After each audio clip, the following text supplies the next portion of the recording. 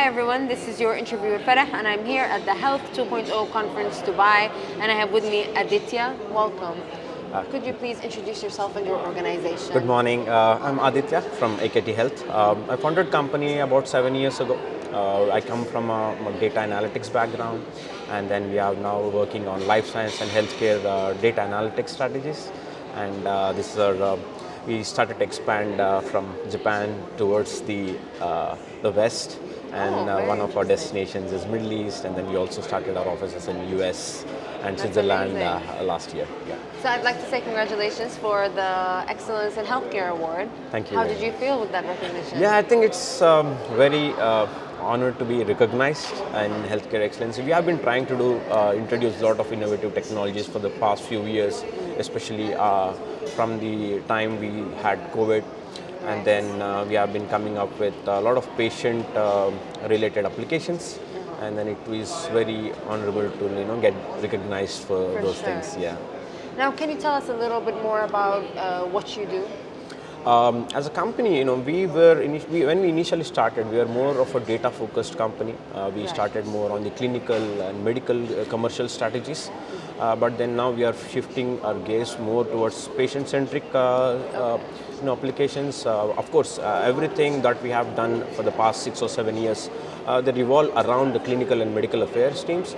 But then now we are becoming more of a patient-centric approach where we are designing everything.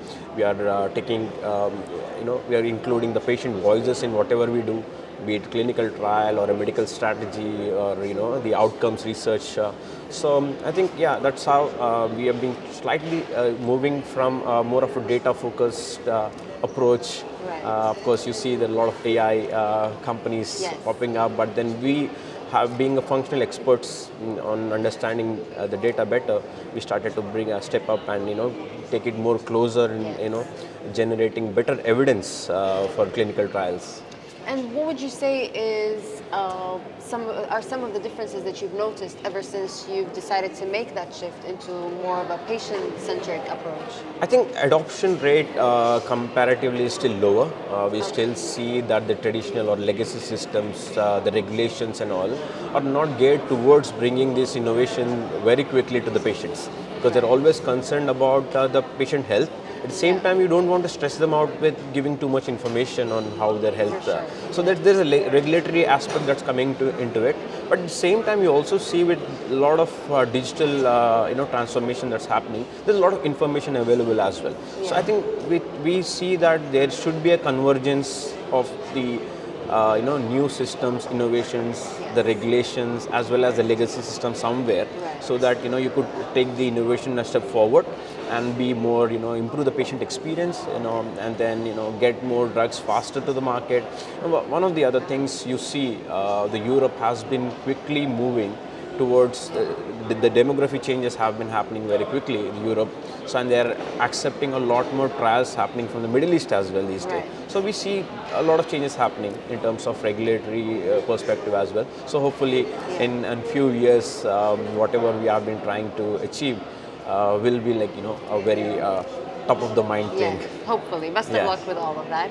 Now, tell me a little bit about your experience at the conference. Have you been able to network with like-minded people? Yes, as I told you, we are more of a life science strategy consulting firm. We haven't seen much of life sciences people here, but mostly on healthcare side. But having said that, I think there are so many new approaches on solving the problems. Most of the clients or the participants or speakers we saw have a lot of experience coming up with new products. We already see that we could make some collaborations and see how we can use our expertise, our technology with their regional expertise.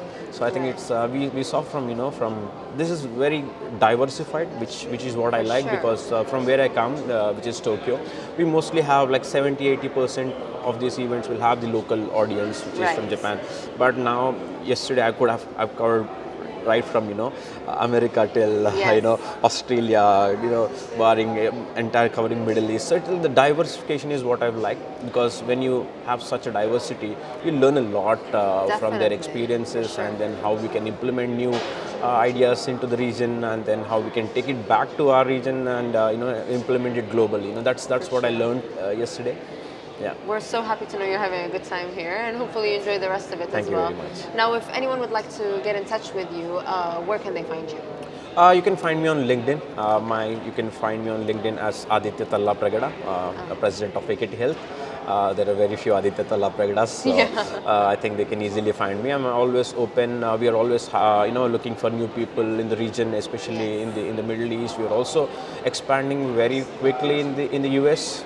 We'll also have our US operations Europe operations also getting started next year. Fantastic. So I think it will be an exciting opportunity for people to Yeah. learn about the digital health apps which are For sure. focused for patients. That's amazing. Thank you so much for Thank you your very much. time, and congratulations again. Thank you.